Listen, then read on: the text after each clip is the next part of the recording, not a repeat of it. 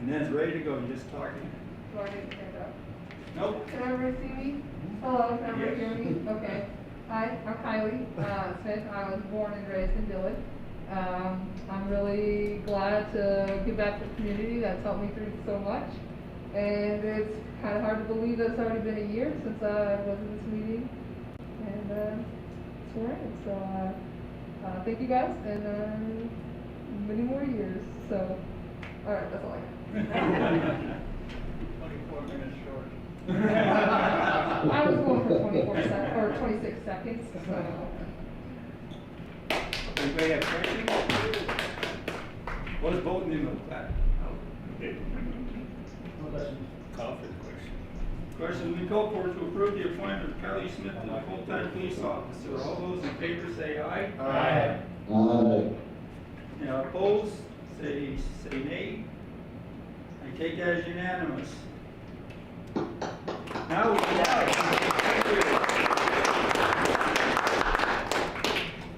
Congratulations, you're on the force permanently. Awesome. So take it easy on poor Guybrush. I called him like 8 times today, so. Thank you. Thank you guys. Okay. Yep, have a good night. Next item is approval appointment of Charlene. I'm going to probably massacre your name, so I'll do it in really. Makronowski. Okay. Move to To approve. the like. Okay. You guys should read. Who's the Russ moved? Or Bill? Second. Russ moved, Bill seconded. Any discussion?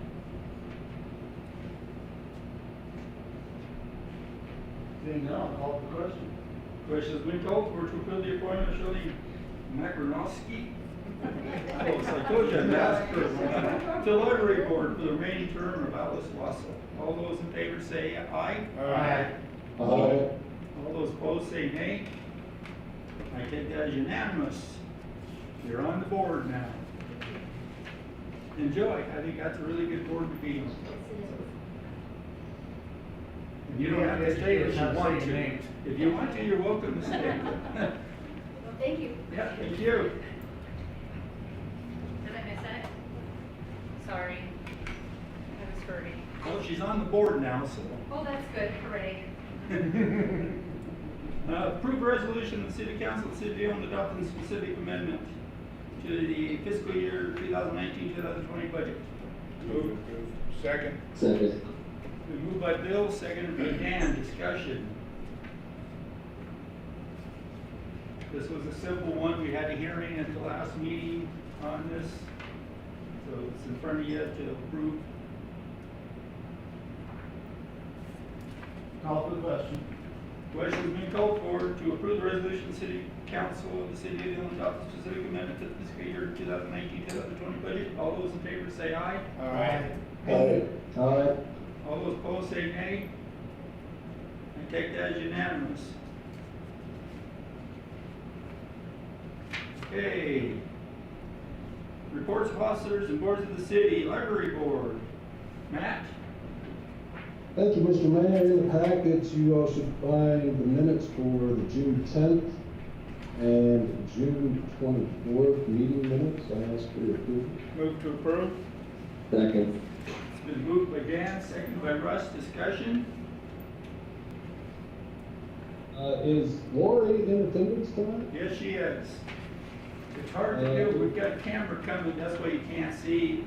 And probably next meeting, you guys will all see the whole room that's on Zoom. It'll be a wide area, wide span camera. Okay. Sorry. Well, if Lori would like to speak on behalf of the library, I'll certainly turn it over to her and let her speak. Okay. You got a microphone right down there if you want. Oh, that works. I Call get for to the sit. question. Okay. Questions we called for to accept the June 10th and June 24th, 2020 meeting minutes of library board. All those in favor say aye. Aye. Aye. All those opposed say nay. I take that as unanimous.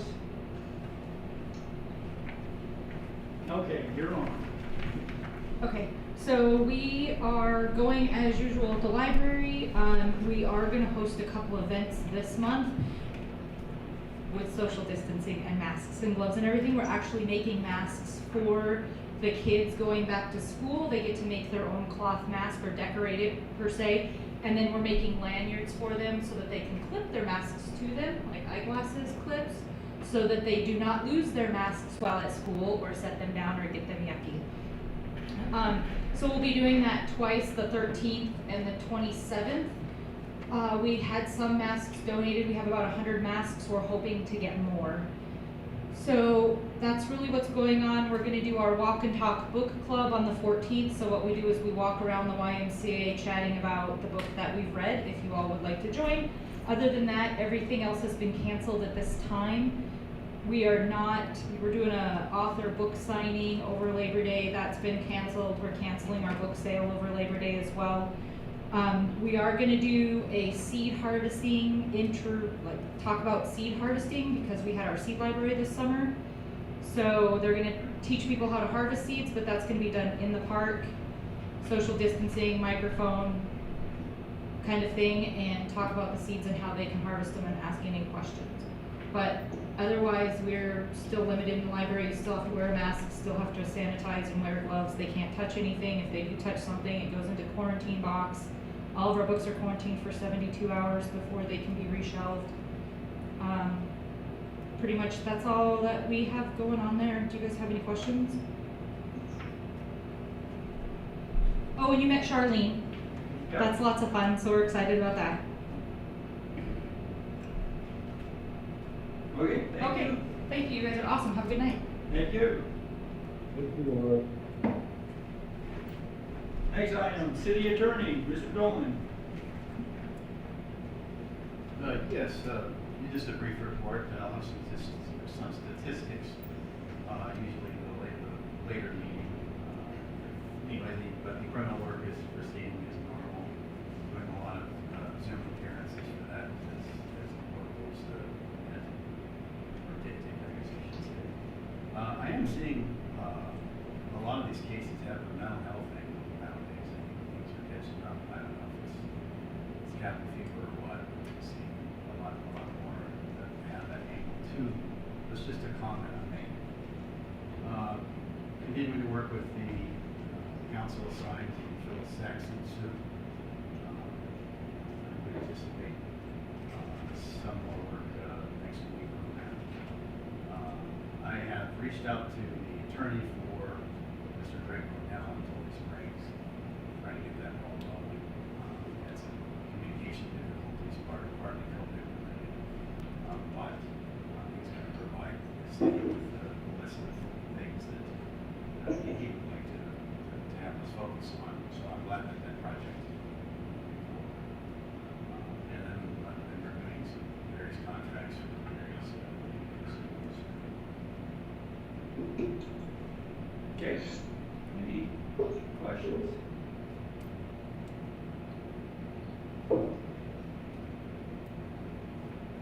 Okay, thanks, Jim. all right. Next item, planning board, Mr. Hand. Before you, we have the minutes from our June 24th meeting, or June 4th, sorry. 2020 minutes, may I ask your acceptance? Move to approve. Is that for the one or for both? Well, There's two in the July 9th, one's two. all right, if you're willing to extend to do the second, I'll do that as well. So let's move, last second. Second. Okay. It's been moved by Don, right? Yes. And then second by Russ, discussion for both minutes.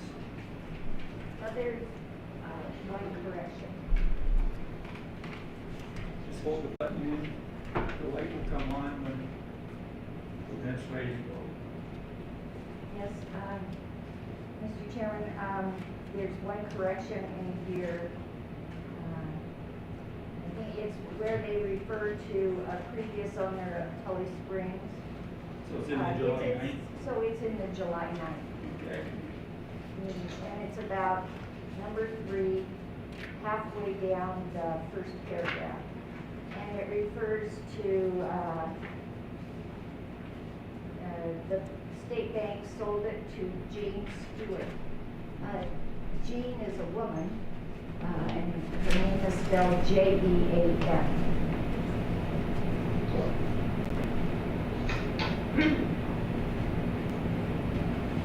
Okay, Thank you.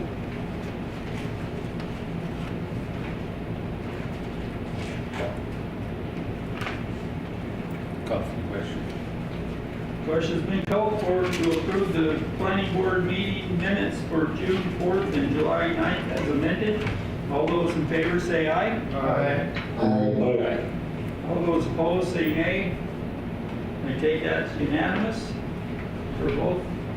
We also have one action item report is to approve the recommendation to hire WWC Engineering to update the CIP. In your package, you find work order number 11, which is what that's directed towards. Any other acceptance of that?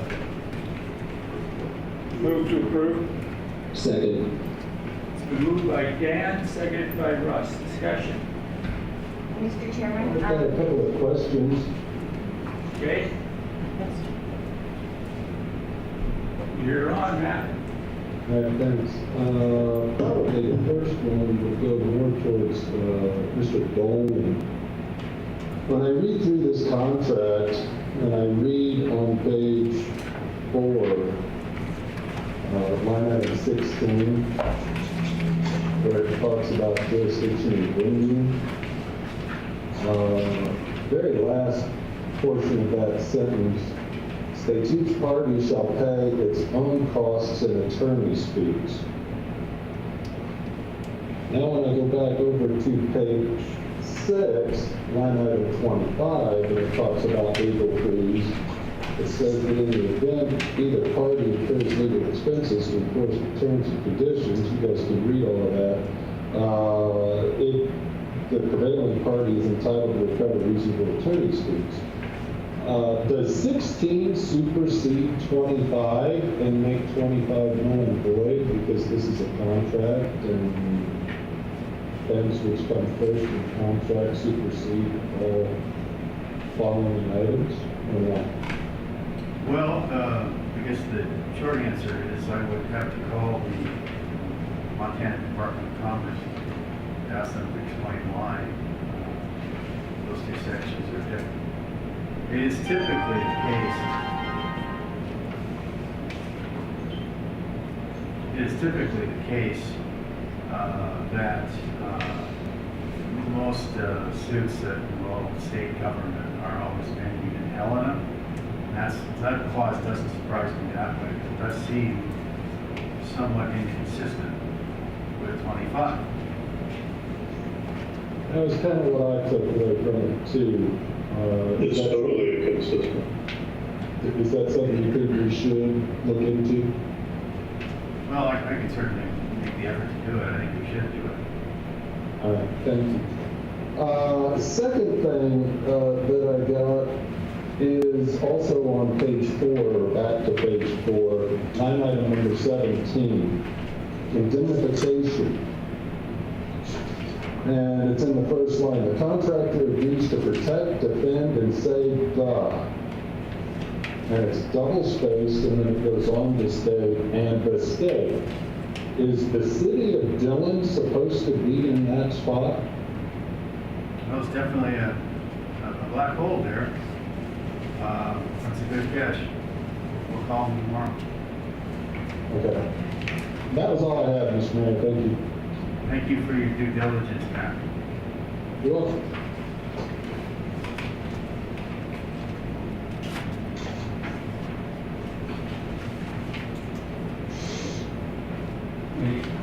Yep. Mr. Chairman, I was wondering, given that these CIPs are expensive to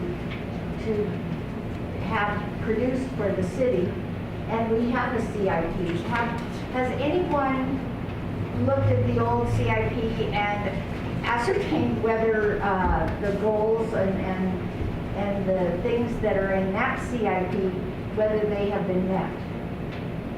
What we're going to, that's when we go through this whole process. The engineer's not going to do the whole thing. We have public meetings that will take input from the public on what their goals are. And we'll be looking at the old document, just check to see which ones which ones got done, which ones did not get done. Then determine if the ones that did not get done, should we still try to get them done? That kind of stuff for the new document. Will there be any process where we, just in creating a new document, so spending, this document is to cost somewhere around $40,000. So we're never going to figure out whether say, getting another new document. It seems to me, I mean, the prem end up moving. Designed to be a list. And the full CIP is probably about 100 venture. We've got what it could cost. We take the old one, put in the new stuff.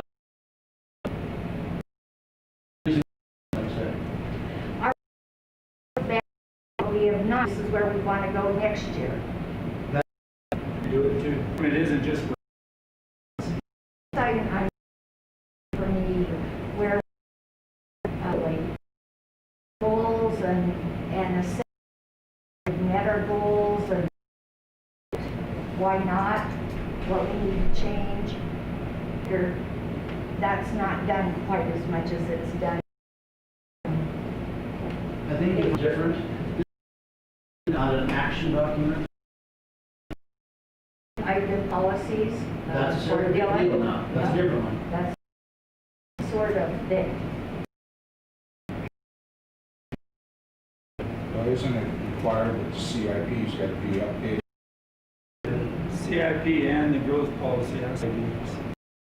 We're already, so we're 12 years late. Well, and the girl 2007. Done, so. CIP was way needing update. I have a question for Chair Ham. Okay. As far as time, do we have to action on hiring the and an issue was the supplement attached to in your resolve first before we.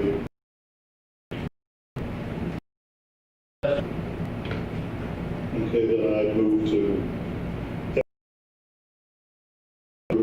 Believe so. Yes. Yes.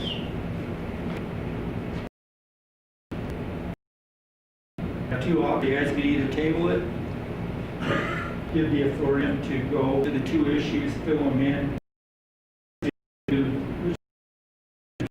Should read the same, we agree. That if there are different, or what, really who should be in that, it should, I mean, Well, I think the logical thing would be to table it at this. What is, that's maybe a budget. well, not trying to push this through, they can wait. Contract is forced, go away, suspend it, and the only way time frame in here to have this whole plan has to be written to the public. We take the input, put that in, count.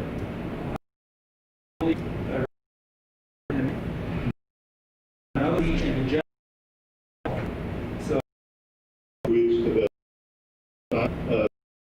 If the was a switch. okay, because that's what the council wants. Wants us to change the I time move to to table. January 15th. Completed January 15th. Well, that takes a bunch of work and permissions from the CDBG. So I this realize that. going on, he has a motion for table. Is there a second? Second call for a second. Last call for a second. Okay, hearing no second. What's the prerogative of the council? I would move to amend the motion to to send this back to the attorney to get the answers to them 3 items that was brought up. And if he gets everything answered to his satisfactory, then we would just go ahead and let you sign the contract. Is there a second to amend? I will second that. Okay, we have a motion and a second. Raymond made the motion, Don seconded. Any further discussion on the amendment? So, Mr. Chair, does this mean you're assuming that Mr. Dolan will complete this task and it will all be done within 2 weeks? Yes. Is that okay? I'm hoping it won't take 2 weeks. Okay. No. Okay, thank you. Call for the question. Question's been called for to approve the contract as will be amended by the city attorney looking into items in contract 16 and 25, repairing or clarifying the difference between the two, fixing it, and also in your line or paragraph 17, determining if the city of Dillon or who should belong in that spot. That was found. Those are the 2 items, or 3, 15, or 16, 25. All those in favor say aye. Aye. Aye. All those opposed say nay. I take that as unanimous. Okay, anything else you guys? As Mr. Dolan mentioned, we are working through the Tully Springs adventure, and it is definitely an adventure.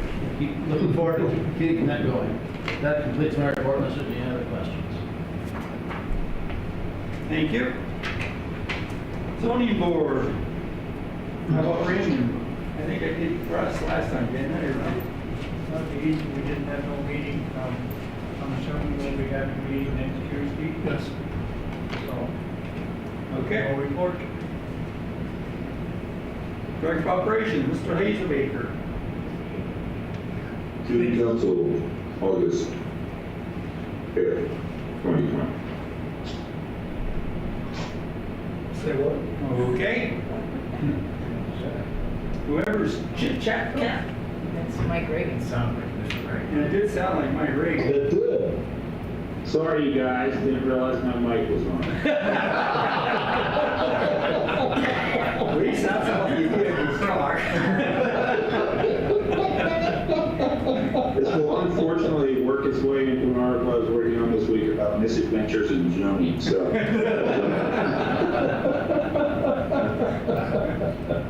And I was really hoping that no one would figure out I was chit-chat-cat. So Well, we got it when you spoke, we kind of caught it.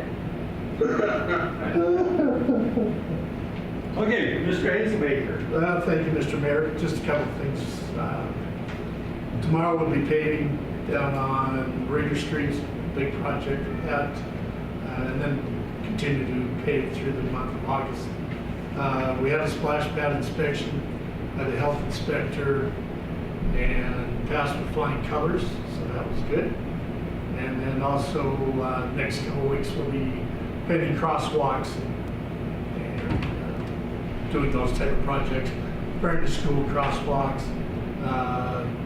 Kentucky, we're going to do some crosswalks along Kentucky, and then also down the intersection of Kentucky, North Pacific, Virginia, Spruce. I think I got all 4 of them. So that's it. I'd be happy to answer any questions you may have. We've been contacted by some people wondering about when you guys are paving, are you going to pave the holes and stuff that were cut up to hook up water lines and sewer lines and repairs in the street? We're trying to get to those, yes. Yeah, that's, Well, we've got one already. yeah, it's part of the list. Yeah. Okay. Yep. I thought it was, but I said I would ask. We can only do 4, 3, 4, 5, depending how big a time. When we get a truck and a pup tomorrow, I think we're getting twice. 2 trucks and 2 pups. They're getting 45 tons tomorrow. So we're gonna be pushing it tomorrow. Because there's a couple big ones we're trying to get done. But we are going around all the ones that's been dug out in the last couple of years. We're gonna try to paint this year. But something that would really help is if we got a rejuvenator to do those, and we could do them just after we did the repair. Just an idea. Okay.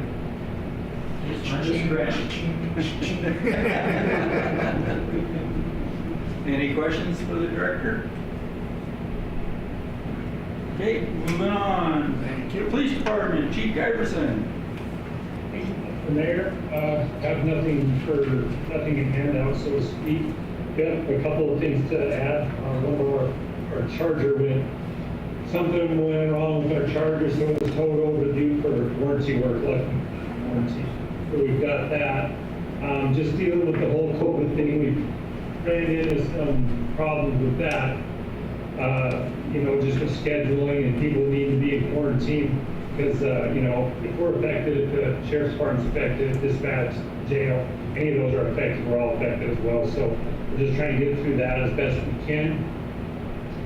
We've been pretty busy trying to figure out Labor Day.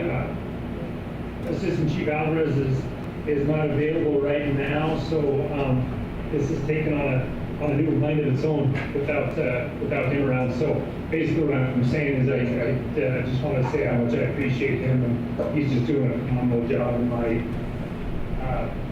capacity, so to speak. So I'd be more than happy to take any questions from anybody.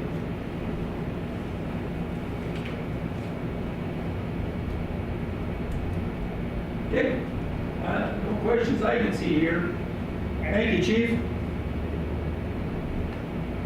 Fire Department, BJ Cosey, Chief Cosey. Thank you, Mr. Mayor. Just a few things, no handouts or anything in the packet. We did decide to cancel our Labor Day breakfast fundraiser. Not really any good way to plan for how many people you're going to have and keep people apart and stuff like that. So we are going to, we'll just postpone until next year. We won't cancel, we'll just postpone it a year. We are in the process of getting all the apparatus DOT inspected. I think most everything is done there. Ladder 1, I think in August or September it's due, so for inspection and certification. So just making sure everything is up and to spec, I guess. Is there any other questions for me? Do you have someone watching over your radio here? My radio? Your radio equipment?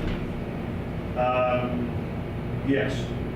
Yeah, as far as Did you get a repair? in the fire hall and things? Yes. Because you have appropriate budget to take care of that. Okay. It's becoming more and more apparent that good communication is very important. Yeah. I did happen to notice some of your equipment that was in need of attention. Yes, That's why I was wondering. we have just, Nick Holm is our communications officer now.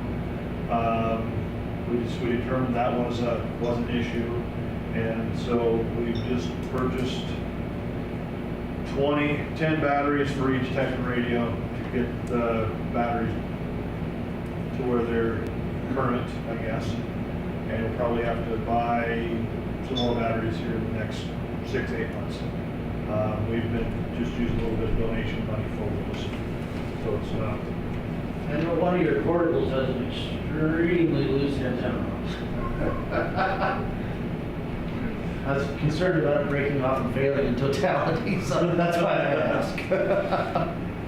Yeah, no, we are in the process with it being nobody down there full time. Nobody, it's been a challenge, and like we talked before, working as busy as it is for me down at John Deere, it's really tough. But we're getting through. Just getting other people to step up.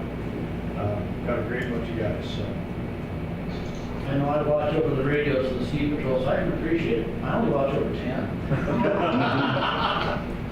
It's quite a handful some days. Yeah, we have a pile. And Nick, we did realize on a motor vehicle accident last year when there was a couple of different incidents at the same time, fire department and ambulance, and I believe the police department also, sheriff's department rather, was noticing some holes in the programming of radios.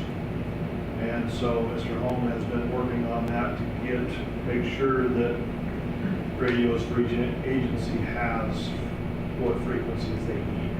And he's been done a great job programming them all. So if you have got KLV 872 as your first frequency, the Dillon Fire's next, but they're all the same. So no matter which engine you get in or handheld you have, they're all the same fire department wide. That's an excellent idea. Any other questions? Thank you. Thank you. Did we get the fire engine back? Yes.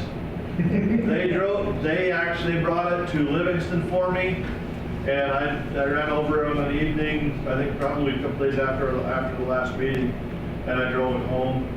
I'm glad to say it sounds completely different. It's just like a different truck.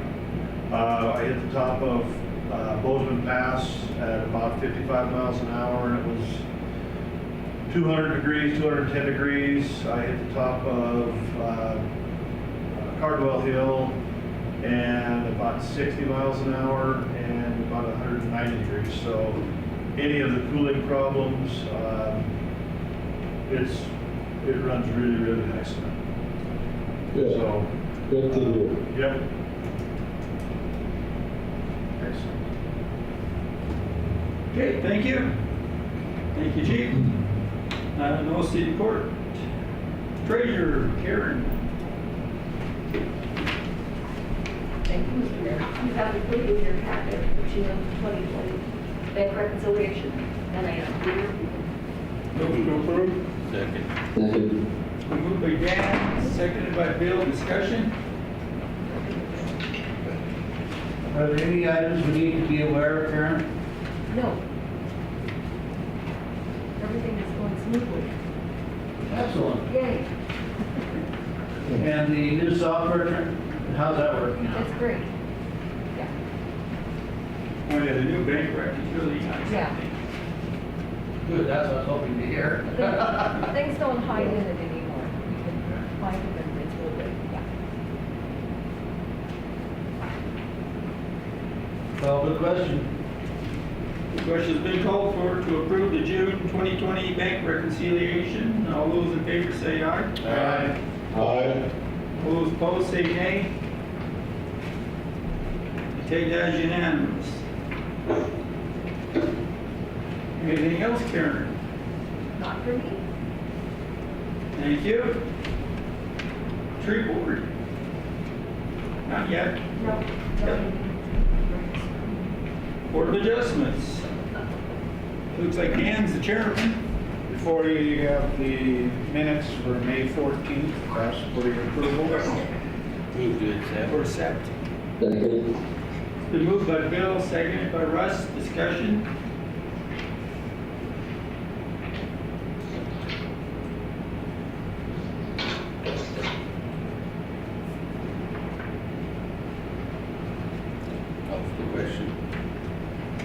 Question was called for to approve or accept the May 14th, 2020 meeting minutes of the Board of Adjustments.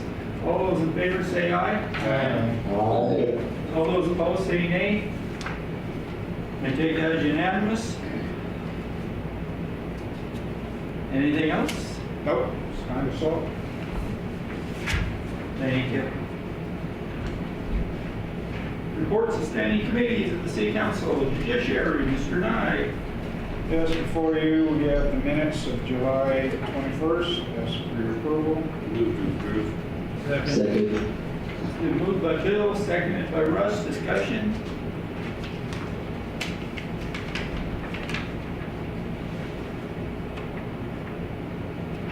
Call for the question. Question's been called for to approve the July 21st, 2020 meeting as the Judiciary Committee. All those in favor say aye. Aye. All those opposed say nay. We take that as unanimous.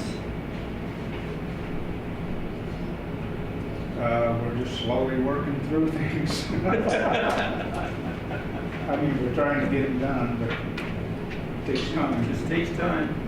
Am I correct in assuming that items 3 through 6 were passed on to the next meeting? I see there's no notes under any of that. Yeah, Yes. yeah, well, we ran out of meeting time. Well, it's kind of right above it. Yeah. It says Councilperson Graham moved to table this agenda item and the remaining agenda items. So. Okay, Finance Committee, Mr. Hand. Well, greetings one and all. The primary reason for all the paper airplane material in your packet tonight comes from the Finance Committee. I have before you the minutes from July 16th, July 23rd, July 27th, and July 30th I'd like you to accept. Move to approve. Second. Moved by Bill, seconded by Russ. Discussion.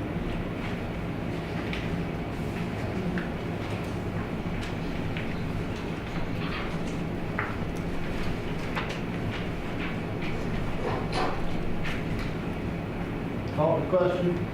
Question's been called for to approve the July 16, 2020 meeting minutes, the July 23rd, 2020 meeting minutes, the July 27th, 2020 meeting minutes, and the July 30th, 2020 meeting minutes of the Finance Committee. All those in favor say aye. Aye. Aye. All those opposed say nay. And take that as unanimous. Okay, button back down the hatches. Items to be approved, approve the line item budget report for July 2020, which will be concluded. Please approve the fund summary for claims for July 2020, approve the claims by vendor report for July 2020, and approve the budget for staff report for 2020. Move to approve. Second. Second. Moved by Raymond, seconded by Bill. Discussion.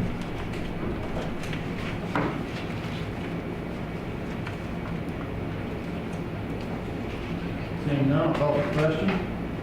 Question's been called for to approve the line item budget report for July 2020, the fund summary for claims for July 2020, the claims by vendor report for July 2020, and the budget versus actual report for July 2020. All those in favor say aye. Aye. Aye. All those opposed say nay. I take that as unanimous. Final items to ask to approve a resolution by the City Council of the City of Dillon adopting the preliminary city budget fiscal year 21 for fiscal year 2021. Move to approve. Second. Been moved by Bill. I think that was Matt, was it not, Rick? That was Russ. I Russ, think. okay, Russ. Discussion, sorry. Mr. Mayor? Yes. Did I read this correctly, that in the water budget and in the sewer budget includes, I think, a total of 265,000 from each fund to begin building the new shop out of the ponds. Is that correct? It's in the budget to build a new shop along with the sewer, water lines and that for out there. It's 225 from sewer and from water, and then 35 for the sewer lines, so that's like 260 to do that. But we still, it's been worked through on water sewer committee, so that doesn't happen until they approve it, and then it goes to the council, and the council has to approve it. So in the budget is 500,000 to build the new shop out of the lagoons. Yes. I just want to remind everyone that when I first started coming to council meetings, which I think maybe 5 years ago or something, but I mean, I remember sitting in that back row and you discussing this new building, and the budget was $50,000. And today, we're looking at a budget for the same building that doesn't have any plans, it doesn't have anything, of $500,000. And that really, really concerns me. There are numerous plans out there at present, yes. And I have seen them. I mean, back when we were gonna, talked about buying the old metal building from the high school, there were a whole bunch of shop plans that were presented. But there has never been a plan adopted, or there's just lots of ideas out there. There has been no formal presentation come from Water Sewer as to the shop at this time, that is correct. So we're basically banking money, is what we're doing.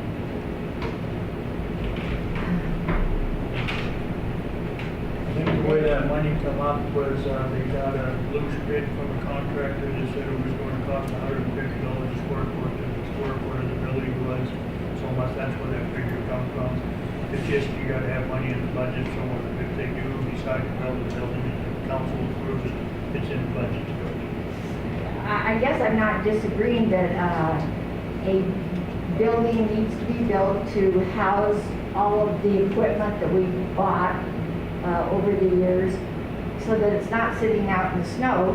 But I'm not sure the citizens of Dillon really want to spend $500,000 on a building out there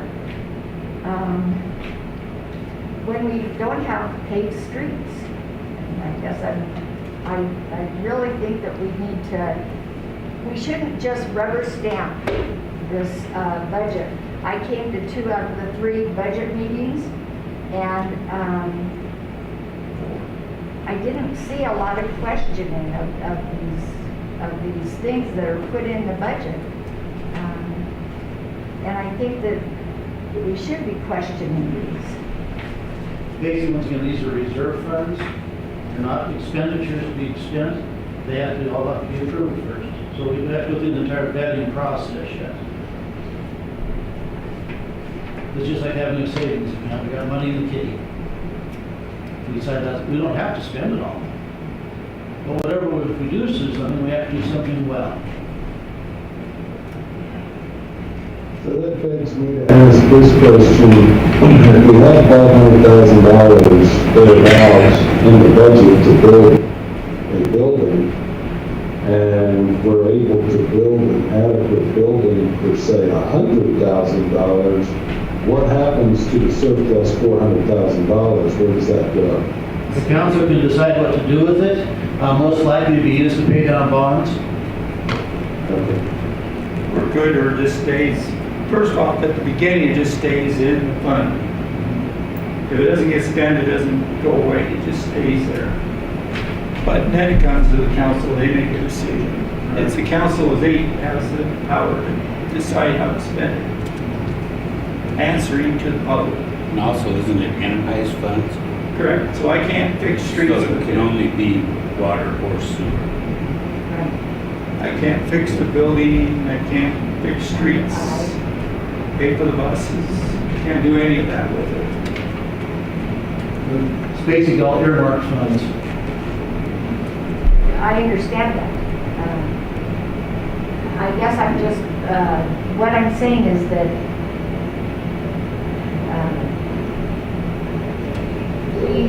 we didn't even look back at our CIP and say, because there are several projects in the CIP that are real important and that were put on the last CIP. And what were they? There's a bunch of them. You know, we should probably have the CIP sitting up on the wall so that then we can pull projects from there rather than what seems to me has happened over the last 5 years is that there's this idea that we need, and it's true, we need a building to store the equipment. But that instead of doing that in a logical way and making a plan and figuring out exactly how many overhead doors we need and all those things that go into that planning, it's just that we keep putting money away, and suddenly we have this $500,000 this year that we're going to put away. And, you know, it just seems like a haphazard way of planning and carrying out a project? Well, first off, I sort of take offense to the statement you made, like we're just running haphazardly around. That is not true. We've designed, we come up with different costs. We've changed, we have decided on how many doors we need, what size of doors. We went and looked at a bunch of different buildings. We didn't just sit and go, oh, whatever. I came to those meetings. No, I don't believe you did. You did come to some, but, we went through and done a lot. So when you're starting to make a statement like we didn't, that is not a true statement. Now, do we need one? That's what the council has to make a decision at the end. Do you need to spend the money there, or is there somewhere else that's smarter to do it? But a lot of the CLP that I remember is not necessarily water lines or sewer lines. It is streets. And I can't use any of this money in streets. Wish I could, but I can't. I mean, right now, I'm using the most by putting in a new water line to fix Idaho Street, if the council so deems that they like the proposal that we put in. So. Now, I might also add that the water and sewer department every year goes through and they replace sewer drains, storm or sewer manholes. They have a list of them that needs to be replaced. They replace fire hydrants when they run their checks on the fire hydrant. That all comes out of the money that they do. Yeah. And the fact that the city water is actually being prudent in the spending enough that they save $500,000 ought to actually be something saying that we're running the water department all right, we're not wasting our money, we're not just blowing it. And as far as the I agree buildings with you, go. Raymond. Those are separate line items on the budget, and I agree with you. They are being very prudent and in the way they're doing it. I guess my concern, Mayor, is that 5 years ago, we were talking about a $50,000 building, and 5 years later, we're talking about a $500,000 building. I believe 2 years ago, one council member voted against the budget, just based on, at that time, the cost of the new building had gone to, I think, $250,000. And he voted against and that was Mr. Stout. He did until he explained to him what the process was, and he agreed with it. He voted against it. No, he voted for it after we explained what was going on. He didn't understand the process. Yes, before that he did, you're correct.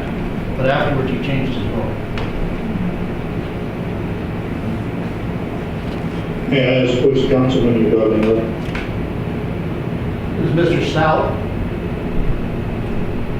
The one that you replaced.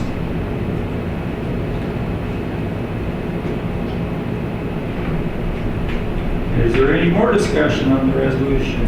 Well, this one, what we're doing is, the budget was been the mayor, I've been presenting it to the finance meeting, or committee, sorry, at the meeting.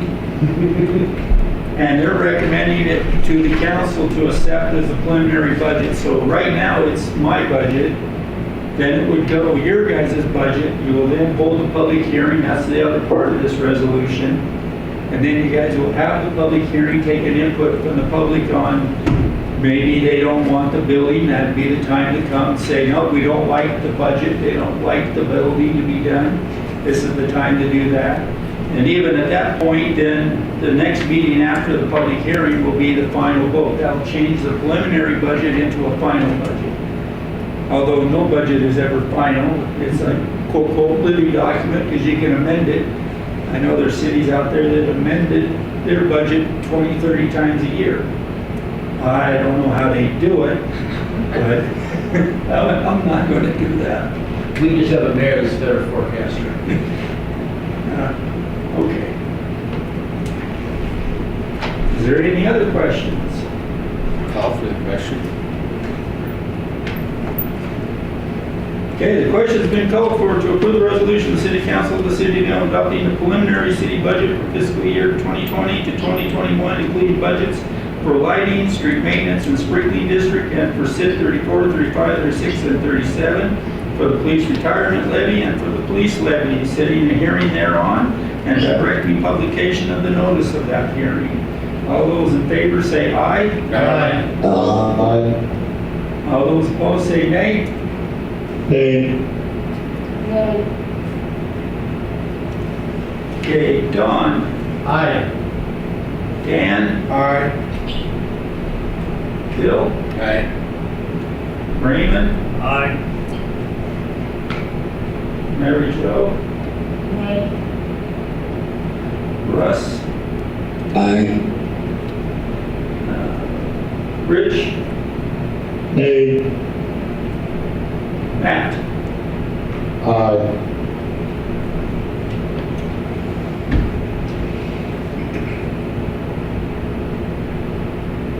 Okay, I got 6 ayes and 2 nays. The resolution passes. Once again, this starts the process of approving the final budget. Now, there's one item in here that causes considerable discussion. I'm sure the entire council is aware of it. We have the main line water project coming up the pike here. We also have the main line which is coming right down the street out here. That's going to tear up a certain amount of asphalt to do it. If we want to fix the entire street and get rid of our minefield out there, we have to basically take it from building face to building face. So we'll be replacing all the sidewalks, the curbs, the gutters, the storm drains, any water lines that need it, valving, any of this thing. Because we're running the water line down, the 2 main cuts that we have to make, no matter what we do, will be paid for by the water project. The committee looked at that and said, as much as we dislike adding to the tax burden, this is the time to fix the street out there. Because we do it the most cost-effective manner as we come up with. If we don't fix it when they do the water line, then you have all the expenses of recutting all the concrete to do it. Plus you'll have a street that's got steps in it, much like some of the other city streets around town. This is the least expensive time to fix the infrastructure. We got a few bucks for infrastructure. We can figure out a way we can jockey it around and take out a small bond and finish up what we need. So I'd like the council to consider what we've asked for there and look over the budget and try to understand it. If you have questions, please contact somebody on the finance committee or the mayor. That completes my report unless there's questions. Thank you. I have a question. Okay? For Chair Van. So you're indicating that we just approved the Idaho Street project, building face to building face? No. No. That is not part of this project. We have budgeted a manner to do it. We still have to approve that project before we proceed with it. Okay, let me restate that. So your proposal that you're pursuing is to do it face to face? Yes.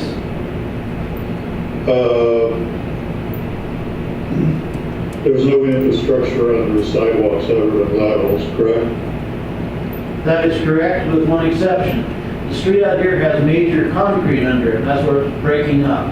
So you have to take that concrete out. Most of that concrete also extends back to the building foundations, which go underneath the concrete. So yes, in order to fix that properly, you have to remove them all anyway. We have to upgrade a number of the corners to be ADA compliant. That's also part of this cost. This really is the most cost-effective time to fix it. So my question to you then is, and I understand that we have about a half a mile of concrete underneath Idaho Street in sections. But I believe that complicates things if you don't deal with that in terms of infrastructure under Idaho Street, if you don't tear it all out. But I appreciate your pointing out to me how engineering-wise, if you choose for cost reasons not to address the curb and sidewalk issues at this point in time, how that wouldn't be an engineering solution that would be acceptable. That is correct. I think a good thing for people to look at about this is drive down Montana Street and notice where they cut that for the storm drain on the corner of Atlantic and Montana, that persistent hump. If they don't fix this one out here right, there'll be a persistent hump 4 blocks long.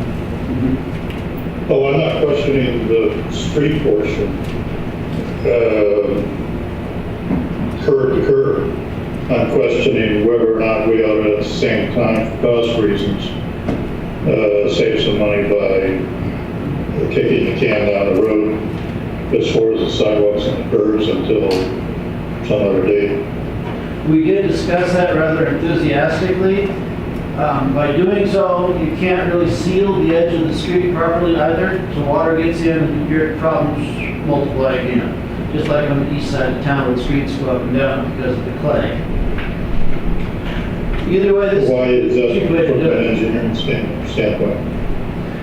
Because of the extra requirements there for removing that concrete later, you're still gonna tear up your new asphalt again in order to blend in. And then you've still got the same problems with vibrations and the potential destruction of other people's buildings. We're trying to get this all done at one time so that don't only get the vibration once, not twice. Well, I guess I don't understand that other than the vibrations point. As far as the curb and the gutter, they're flat work, they're not engineered structures. So other than the tear out work, which yes, you're gonna have to hammer that out, you're gonna have to hammer it out eventually if you do this as one project face to face. So the vibration's gonna be there either way. I guess your point is why put the businesses through it twice, but you're not putting them through it twice in terms of time. The project is going to be extended by the fact that you're doing sidewalk and curb. The So length of time would be double. can you give me an estimate, Chair Hand, that you had a ballpark figure if we decided that there wasn't timely include the curb and the sidewalk, how much would we be saving? You'd only save less than a third of the project and you triple the cost to have it done later. I take issue with that. I don't understand how. Because you'll have to redo all of your cutting that we're gonna have done, it's going to be paid with the water line. Now, if you wait and do the curb and gutter later, you have to do both cuts, you have to make 4 cuts instead of just 2. With the 2 already being paid for, that's already done. The expense of that's done. What cuts are you talking about? Well, you have to cut the old concrete, so we take it out in chunks. So now Are we you want. talking about the street or the Yes, curb and gutter? and the gutter, same thing. That same chunk of concrete still has to Well, come now out. the curb and the gutter and the sidewalk are flat, concrete flat work. Please They're walk not down the square. sidewalk. They're not Pardon me? flat. So walk down the sidewalk, they're not flat. I know they appear Concrete there. flat work is an engineering term. Once again, they're not flat work. That's the point. They're more like icebergs. They are flat work, Don. That's what they're called in the trade, concrete flat work. The top surface, I will agree with yes. But you've got the undersurface you have to take care of, the sub-base. Right, which is not that extensive for curb and gutter and sidewalk as it is for street. But Totally different engineer for different purposes. under the concrete, under the sidewalk, has to come out to the same level as the street. The refill has to be the same. Otherwise, we have the same trouble with the street moving, just like we do now. We gotta put curb and gutter in. I guess we're dealing from 2 different knowledge bases. I don't know. But anyway, thanks for trying to answer my question. Thank you for your question. Mr. Mayor,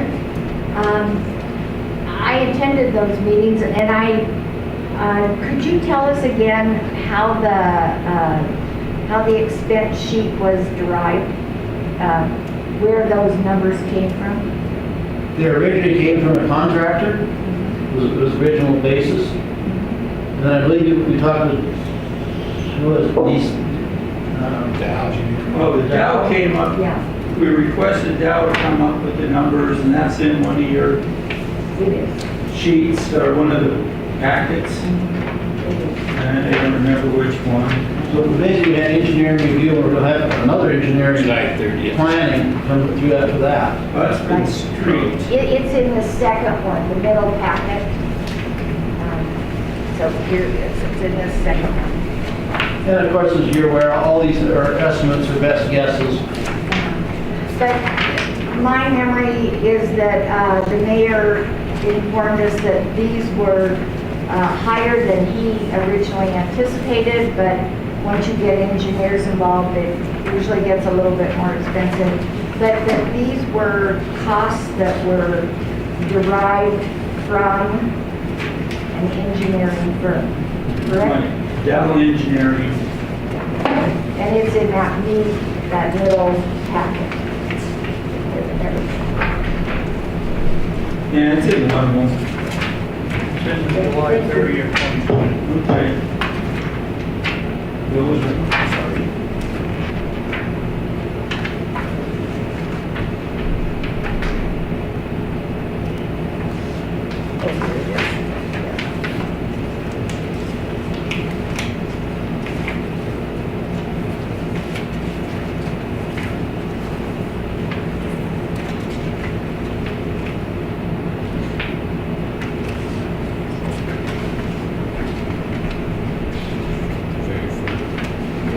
Yeah, that wasn't all of them. Okay, so here's the amortization schedule. Yeah, it's not the amortization. So what was your question there, John? Oh, here it is, yeah. You answered it. It's I the wondered. 30th, right? Let me check. On the 30th, July 30th, Finance Committee meeting, if you look at it, on the page, it starts, if you flip that in one, you see Dow, and then they have the total cost of doing Idaho Street reconstruction for $795,000. And the next sheet is, once we take away the cost that the water was been paying anyway, it goes down to about $620. That's the estimate.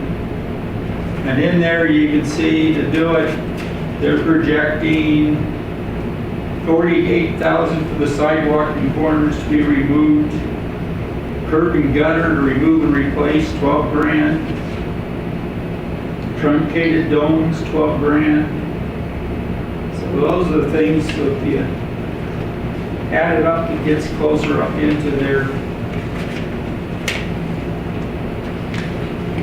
now that's about what, 50, 60, 70, 75, somewhere in there, 1,000 to do the sidewalk and curb.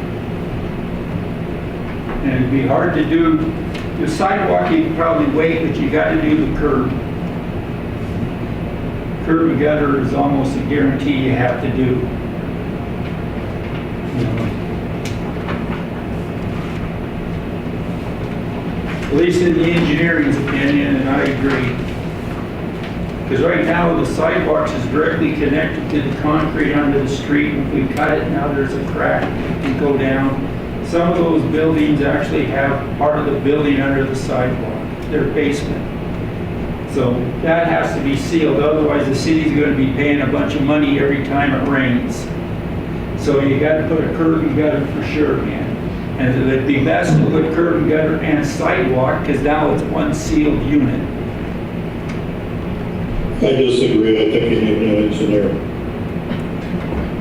Well, I don't, so if the council deems so, you might as well just cancel the project, because you just paid a bunch of money to go pay again, because you've already paid about, I can't remember, 60, 70,000? Well, that's why I asked the question, Chair and excuse me, Mr. Mayor. If you've already engineered it in, we don't really have a choice to take any steps back, then so be it. But I believe we should re-examine it and take some steps back, because it does not have to be all in one project. There's no engineering justification for that I know of, because of existing status of the street, the underlyment of the street, the engineering as far as the sidewalk, curb, gutter, We're not New York City, we don't have a whole bunch of emergencies in the sidewalk. I don't know old age moment, but things where you bring in goods and they disappear down the sidewalk, basically got an elevator system there. We don't have that, except I think there maybe was one old one over by the hotel. But, and as far as sealing it, because of potential water issues, you can do that inter-project. So at the first project, you deal with the water issues, seal it off, and it doesn't affect the second project for future date. Why don't we do this if everybody's agreed without a vote? I'll invite Dow, the engineering firm, down here for next meeting. And everybody feels comfortable or don't feel comfortable can ask him questions on the whole project or parts of it. How's that? I'm comfortable. Agreeable? I would, also like to remind everybody, when the city did Montana Street, they actually had the property on the street, on the sidewalks. That's correct. Raymond, you guys sit close home, I'm sorry.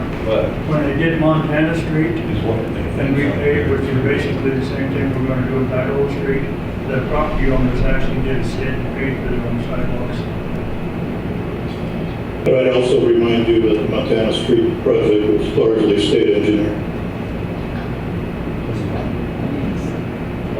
The Montana Street project was largely state engineered. There was zero state engineer on the south one. There's no state engineering on that. One north side, well, first block in north and the south have all been paid by the city. None of it was state. You were talking about the downtown sections as versus the north sections? That's correct. Are you not talking that, Raymond? Yes, I'm talking about downtown. But that was all the city that put the sidewalks in down there. And that project cost, if I remember right, about $700,000, not counting the SID for the sidewalks. Right. And the SID for the sidewalks was $160,000, or 40, 50, 150, somewhere in that ballpark. And that was a long years ago, I can't remember sometimes. Needless to say, it's a lot of money, no matter how we go about it. Right. The trick is to make it as cost effective to the public as we can.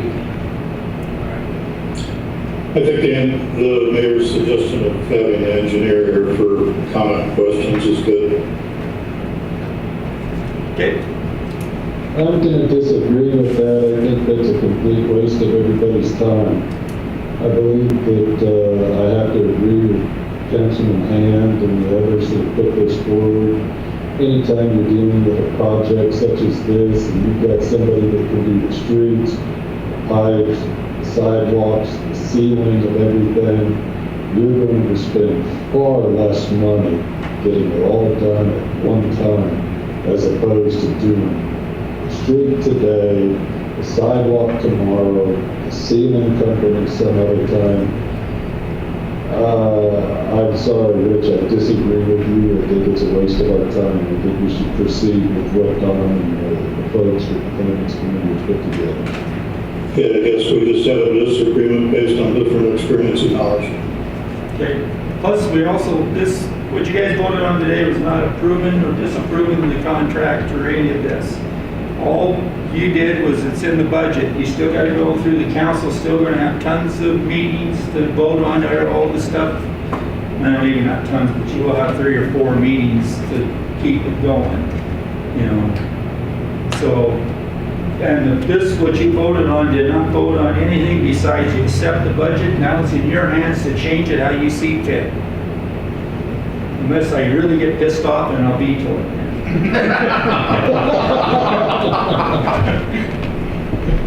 But then you can override it. Okay. So I do have one quick question before we go on to the next subject. When we're talking about Idaho Street and this project, are we talking about all of Idaho, or are we talking about, say, from Helena to Reeder? How long of a stretch are we talking about? Well, the water line is going to go from Virginia Street all the way down to Orr. but not all of it has concrete underneath, and a lot of that street is looking okay still. The bad part is from Helena to Glendale. And so the water line is going to be replaced from Virginia, or the street itself, though, will be replaced from Helena to Glendale. Okay, thank you. Okay, we'll move on. Fire and order, Mr. Schaefer. No meeting, no report. Health and welfare, Mr. Schwant. No meeting, no report, but on behalf of the city county health board, we're very actively meeting every 2 weeks to address this ever-changing COVID-19 situation. Thanks. Thank you. Was Russ having a bad hair day? You can see his picture up there. Yes. Very bad. Very bad. Haircut. That's Matt with a bad hair day. Hey, Russ, did the county health board come up with something that affects the restaurant's abilities to have customers inside? Affects. I noticed a number of them tonight were closed to people dining in. That's what I was wondering. A lot of the county health board, we take surely all the advice from the governor regarding his directives. However, we are working with those folks to truly help deal with social distancing and everything else. But you're going to realize you have to wear your mask going into the restaurant, then you can take your mask off. So I'm not aware of any of the restaurants tonight unless they were simply just taking a stand and moving forward with the COVID because our active numbers are for the county. I noticed that not only McDonald's, but Papa John's, as well as the Dairy Queen all had closed inside eating tonight. That's why I was curious.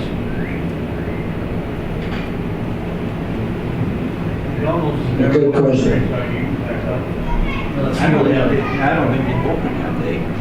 I don't know if they have or not. I know it's Papa John's and Dairy Queen that open. Yeah. Yes, but tonight they're closed, and I didn't know if there was some news direction came down that I hadn't heard. That's why I was asking. Not that we're aware of. No, we'll hear more on it Friday. Russ, this is Johnny. Correct me if I'm wrong. I think that some establishments, if they come in contact or have a second contact with a COVID patient, they're closing down and disinfecting. I don't know if that's the case here, but I do know that that's happened in the past where if somebody's come in, like employees come into direct contact, or if an employee has tested positive, like I said, I'm not aware of any of that. But then they go into the mode where they disinfect everything. So that may be an answer. That's just my guess, possibly. Thank you. Okay, moving on. Cemetery Committee, Matt Kimberly. Thank you, Mr. Mayor, no meeting, no report. Thank you. Parks Committee, Mr. Rourke. Yes, Mr. Mayor, before you, council, is the minutes from the July 22nd, 2020 meeting. Move to approve. Second. Moved by Bill, seconded by Russ. Discussion. There's one typo on page 2, right before. It says it would be the maximum allowed in the splash pad. It should be an S.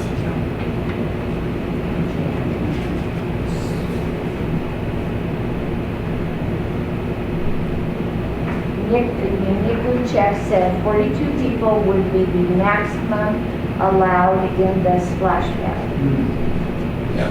Splash instead of plash? Oh. It says splash. It says slash. It's when the girls and the boys are in the splash pad at the time. Oh, yeah, it says slash of the second The line. girls Yeah, are slash. The girls are little flash. So I have key to that. Okay.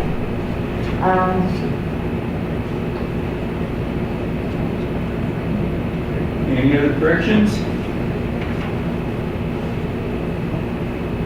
Call for the question. Question's been called for to approve the July 22nd, 2020 meeting minutes of the Parks Committee as amended.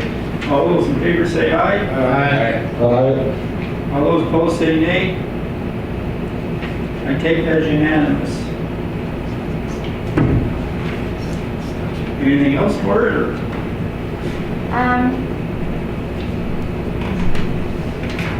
We looked into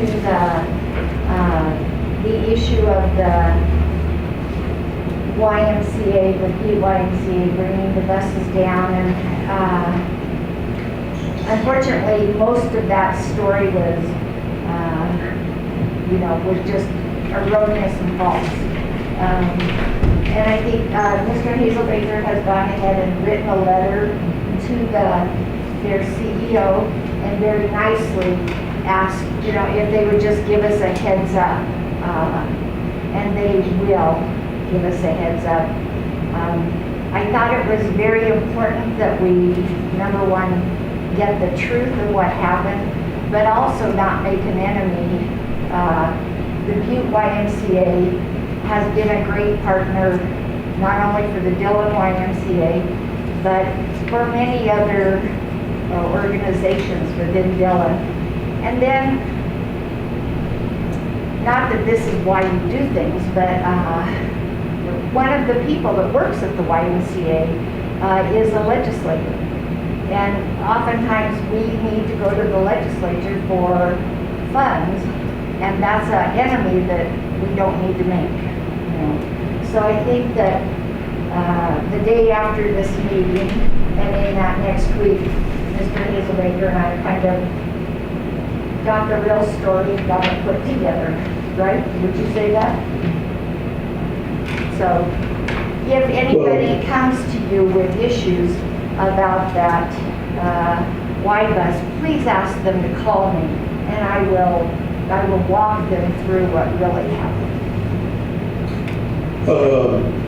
I've had difficulty understanding some of the comments from councilperson O'Rourke.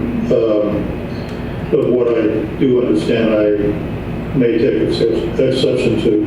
First of all, the discussion of hearing after acceptance of the minutes is inappropriate. Second of all, to single out the issue as being a mishap in terms of communicating with the parties involved. I raised it. I raised it because of the multiple buses that were down here from Butte with kids during the pandemic with no notice. Our provision for the pandemic protocols being applied. I checked with the YMCA head ours first to see if he had any reasons for not raising this issue, and he said go ahead. I checked with a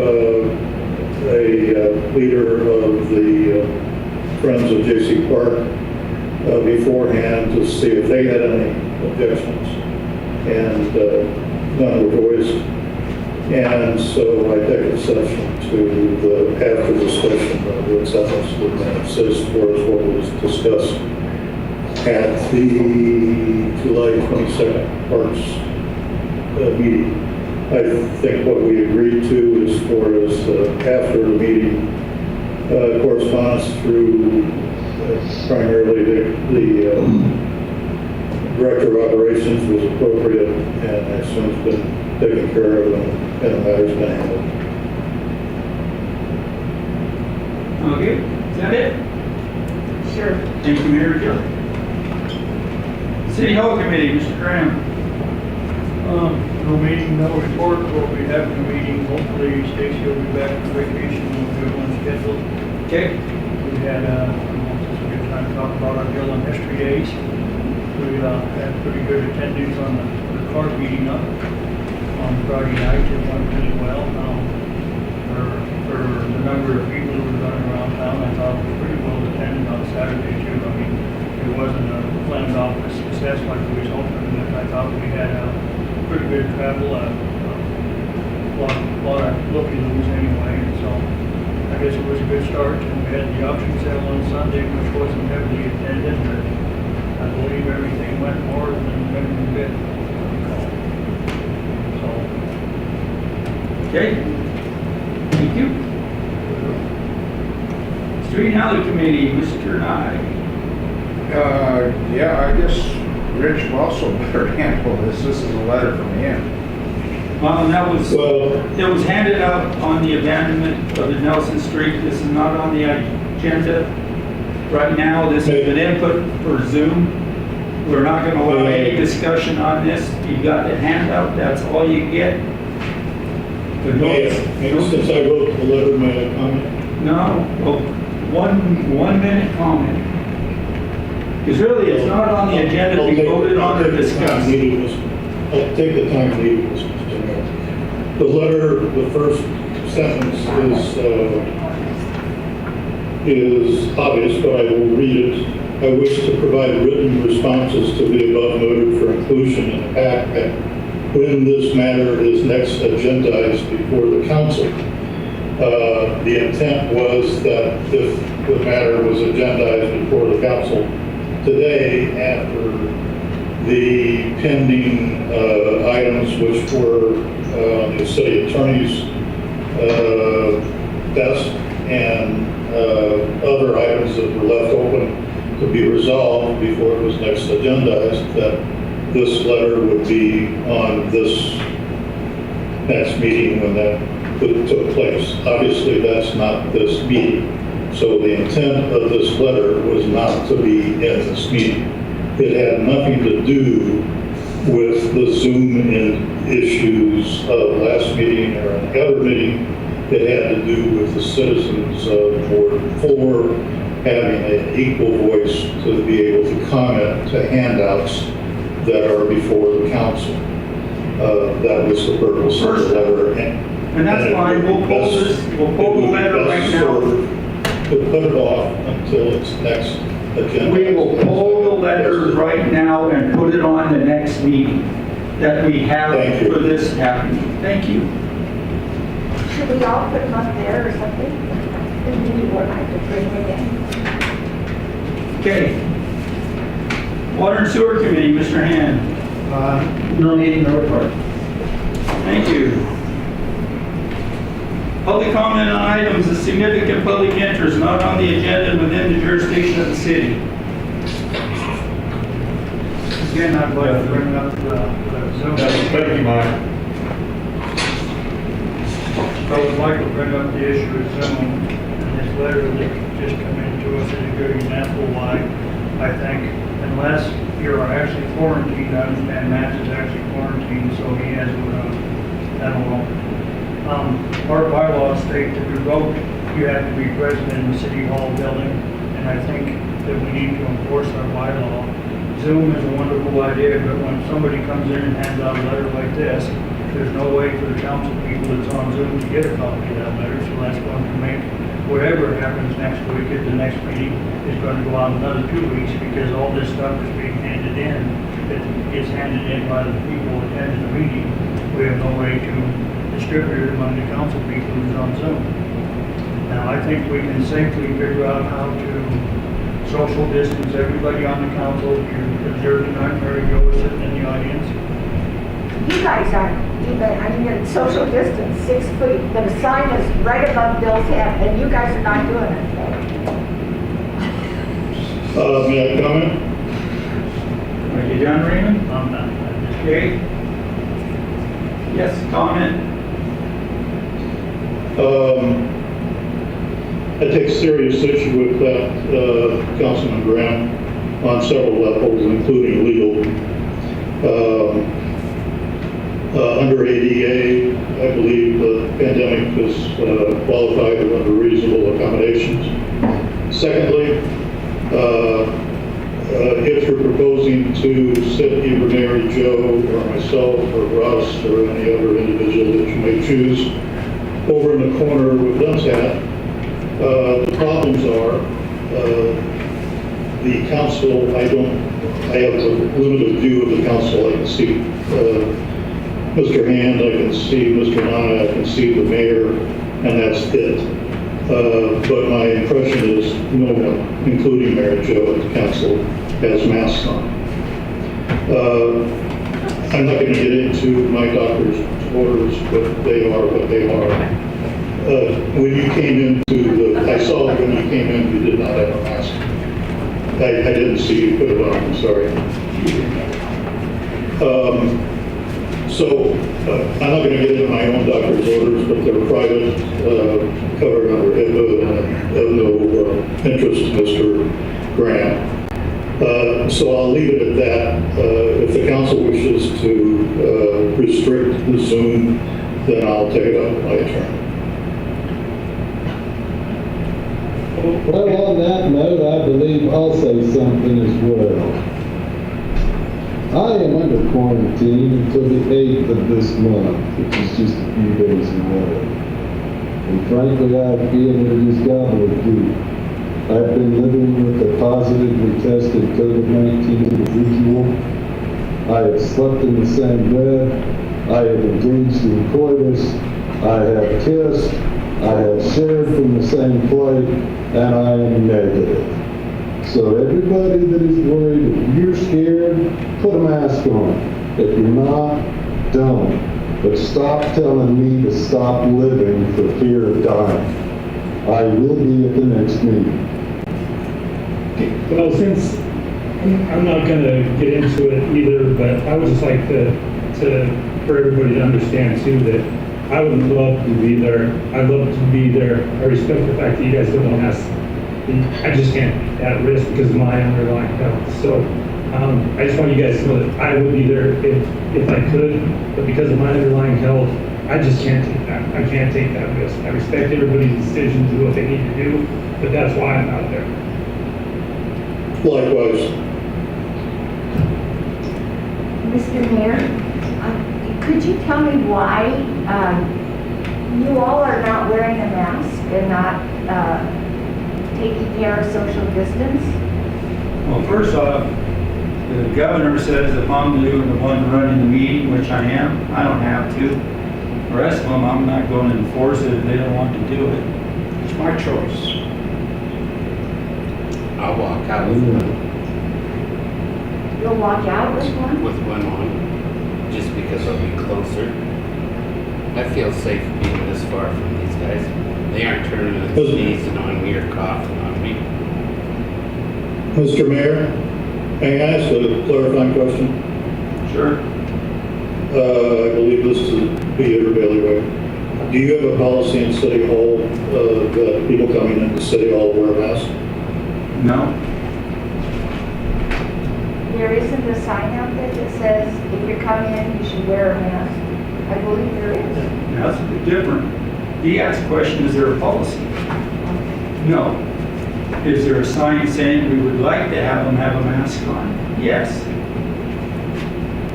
And anybody that wants to. Does the sign give them the option, or is it a requirement? No, we just say you want to put a mask on. That's what the governor said. All people entering should wear a mask. But I also taken the time to put up block on the place, so that plexiglass, actually I think that's better than any mask that you can put on to block and protect the staff. You bet it is. So as long as the staff doesn't put their face down into the hole. Takes some pretty good gymnastics. Well, with that, I'll call for adjournment. Second. And it's been moved by Don, seconded by Bill to adjourn. All those in favor say aye. Aye. All those opposed say nay. Take that as unanimous. Meeting adjourned.